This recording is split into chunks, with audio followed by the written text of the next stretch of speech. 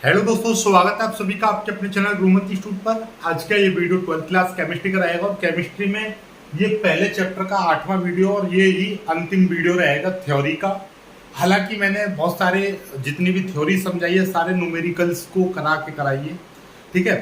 तो इसके बाद में थ्योरी कुछ बचेगी तो देख लिया जाएगा, अदरवाइज यहीं पर ये पूरा चैप्टर खत्म हो जाता है। अब इस चैप्टर के न्यूमेरिकल्स बचेंगे।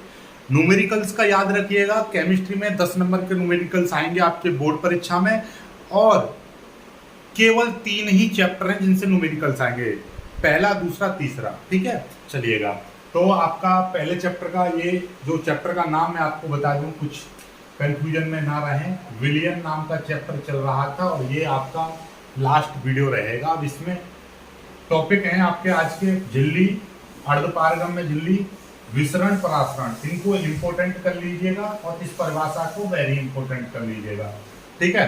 चलिएगा, तो इन सभी को हम समझते हैं। सबसे पहले झिल्ली क्या होती है।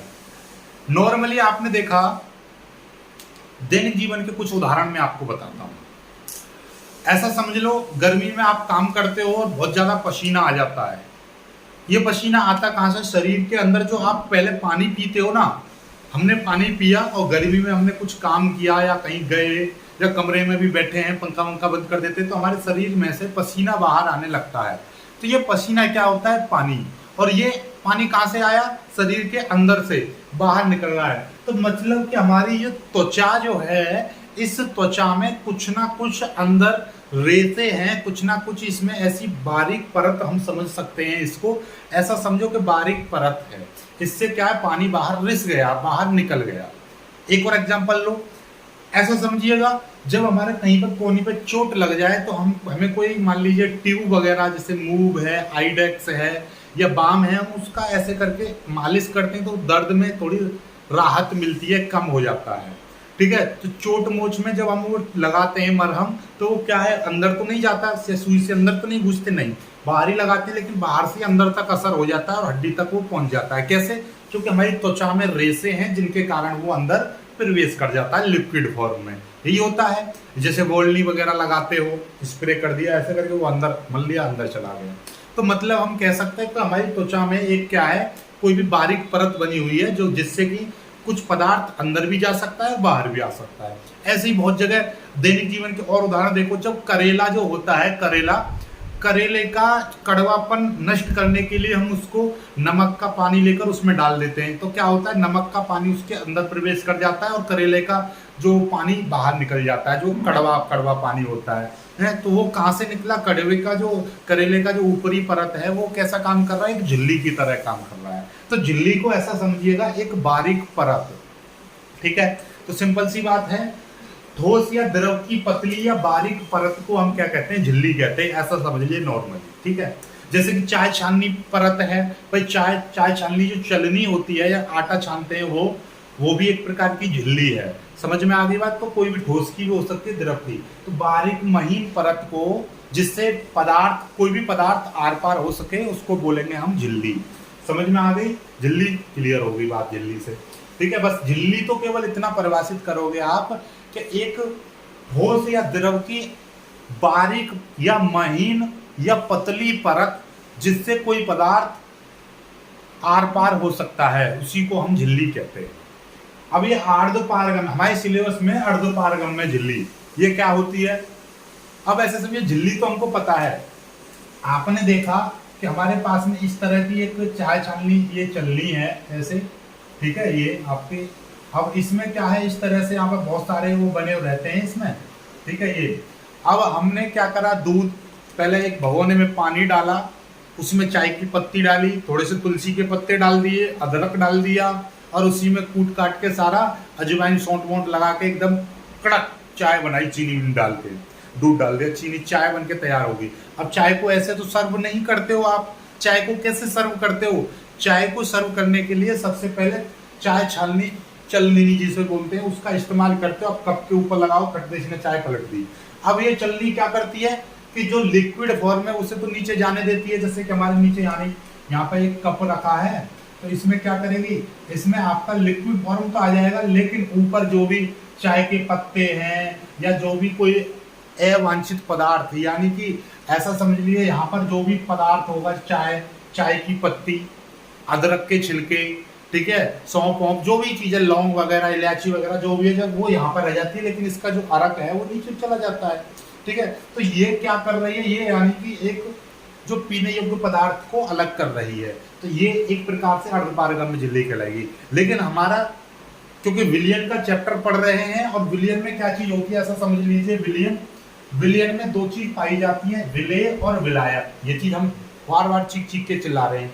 पानी लिया और पानी में हमने क्या घोल दिए, पानी में हमने थोड़ा सा क्या डाल दिया, कुछ पाउडर डाल दिया कोई भी। अब हुआ क्या कि अब वो विलियन बन गया।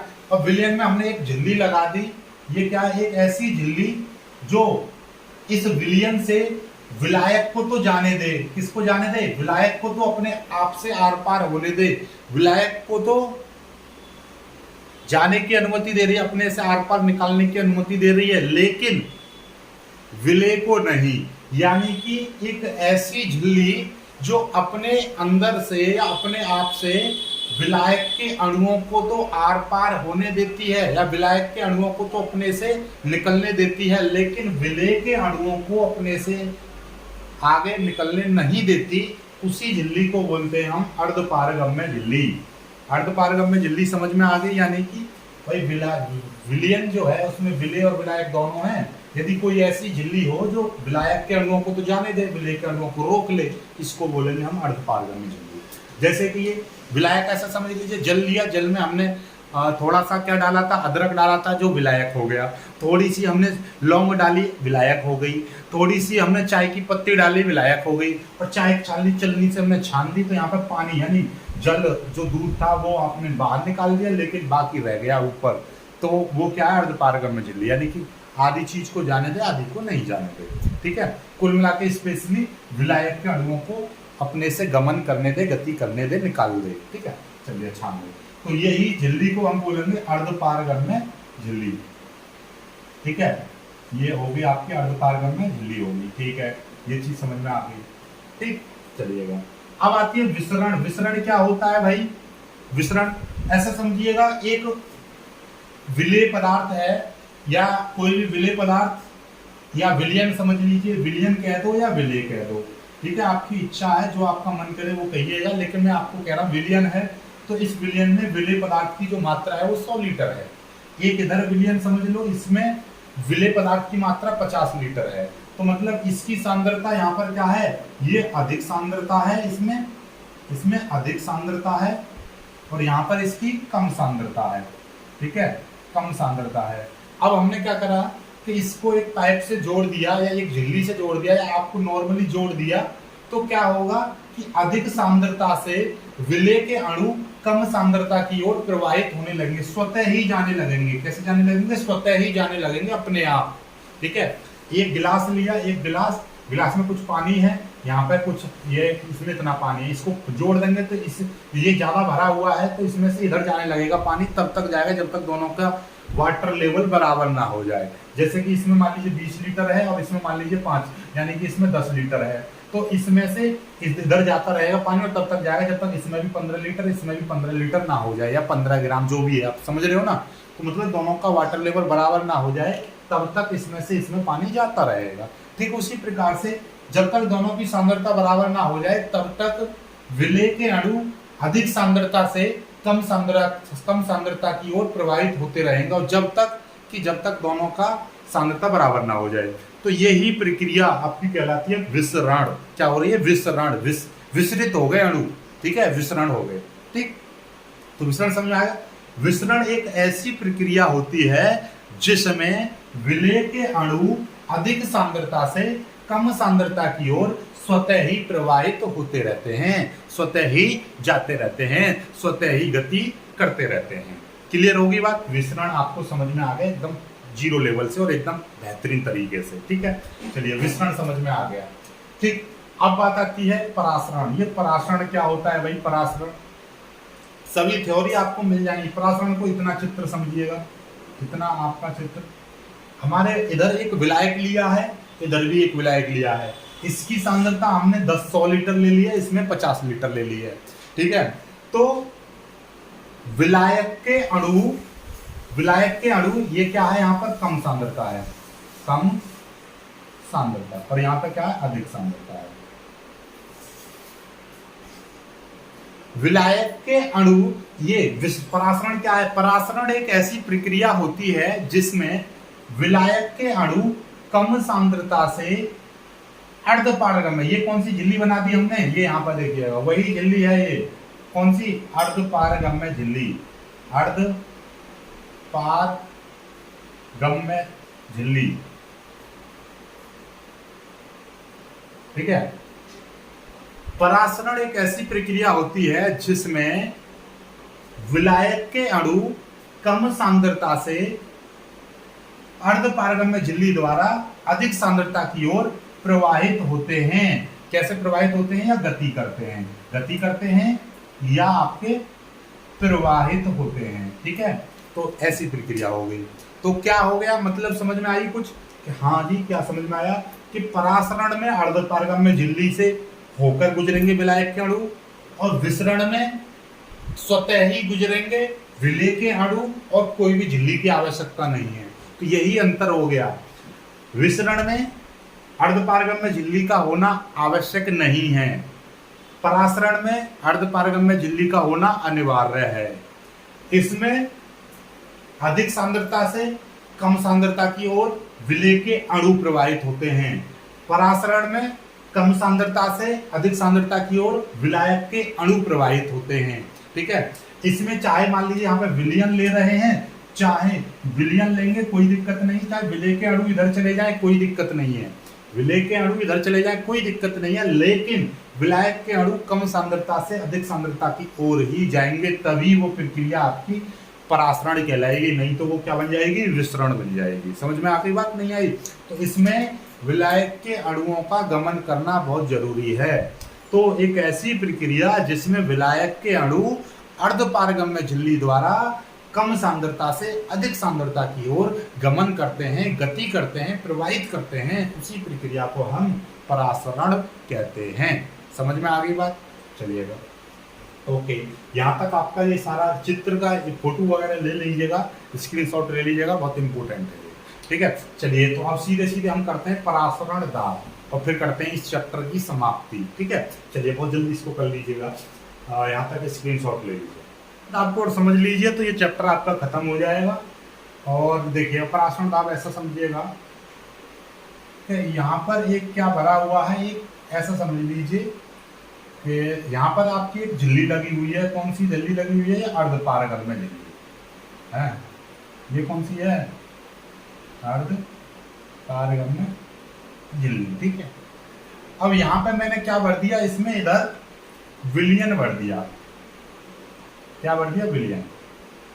अब यहां से मैं क्या कर रहा हूं, विलयन भर दिया, और इधर क्या निकल गया, इधर आपके विलायक के अणु, इस विलयन से विलायक के अणु यहां पर निकल गए। ध्यान से समझ लीजिए, विलयन था, विलयन में विलेय और विलायक दोनों मिलेंगे। ये अब होगा क्या कि भाई यहां से हमने ये झिल्ली लगाई और यहां से विलायक के अणु निकल गए, क्योंकि अर्धपारगम्य झिल्ली की ही क्या होती है, प्रॉपर्टी ये होती है, अर्धपारगम्य झिल्ली वो होती है जिससे विलायक के अणु निकल जाएं, ठीक है। विलायक के अणु निकल गए। अब ये विलायक के अणु क्या चाहेंगे, या तो ये इसी में दोबारा घुलना चाहेंगे, क्योंकि यहाँ पे विलेय और विलायक दोनों है, ये इधर ही मिलना चाहेंगे। तो यहाँ से हम कितना इस पर प्रेशर लगाएं कि ये फिर से इसमें ना जा पाए, ठीक है। तो उसी प्रेशर को हम बोलेंगे क्या, परासरण दाब। समझ में आई बात। इसको हम नॉर्मली पाई से प्रदर्शित करते हैं, ठीक है। अब इसीलिए हमने क्या लिख दिया है, वह तरल दाब या किसी द्रव पर लगाया गया वह दाब जो किसी विलयन को अर्धपारगम्य झिल्ली द्वारा विलायक से अलग करने के लिए आवश्यक होता है। यानी कि ये विलयन हो गया, इधर इस विलयन हो गया, और यहाँ पर ये क्या हो गया, विलायक हो गया। अब विलायक तो हमने अलग कर दिया, तो इस विलयन को इस विलायक से अलग रखने के लिए जितना हमको दाब लगाना पड़ेगा उसी को बोलेंगे हम परासरण दाब।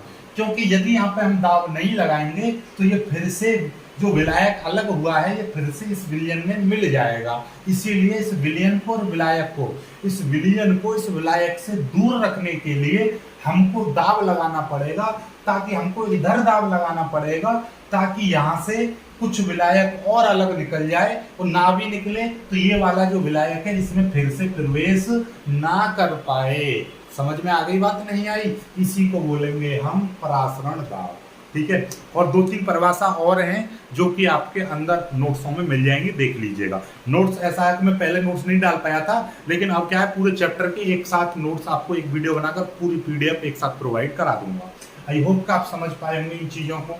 ठीक है, समझ गए ना बातों को? ये है, ये अलग मतलब कंफ्यूज मत होना किसी भी चीज को लेकर। जैसे मैंने यहाँ पे लिख दिया कि किसी विलयन को अर्धपारगम्य झिल्ली द्वारा विलायक से अलग करने के लिए, यानी विलयन को इस विलायक से अलग करने के लिए। सही बात है बिल्कुल। इसमें आप सोच रहे होंगे इस विलायक को अलग करने के लिए, नहीं भाई, विलयन से झिल्ली लगा दी तो अर्धपारगम्य झिल्ली विलायक को तो अलग कर ही देगी, विलायक तो निकल ही जाएगा इससे, लेकिन इस विलयन को हमको इस विलायक से दूर रखना है। तो उसके लिए यहाँ पर हमको क्या लगाना पड़ेगा? दाब लगाना पड़ेगा, एक बल आरोपित करना पड़ेगा, तभी तो भाई ये अलग का अलग ही रहेगा, नहीं तो ये यहाँ से फिर से घूम के इधर ही चला जाएगा। तो ये चीज है। ठीक है, तो यहाँ पर आरोपित किया गया दाब, उसी को बोलेंगे हम परासरण दाब। ठीक है, चलिएगा, बहुत एकदम मस्त मस्त परिभाषा, सारी चीजें होगी क्लियर। चलिएगा, ठीक, तो अब ऐसा करिएगा, इस वीडियो को इतना ही रखते हैं और इसी चीज को यहीं पर समाप्त करते हैं। तो वीडियो को लाइक करना, शेयर करना और चैनल को सब्सक्राइब जरूर कर लीजिएगा। मिलेंगे एक दूसरे वीडियो में, तब तक के लिए बाय बाय, जय हिंद।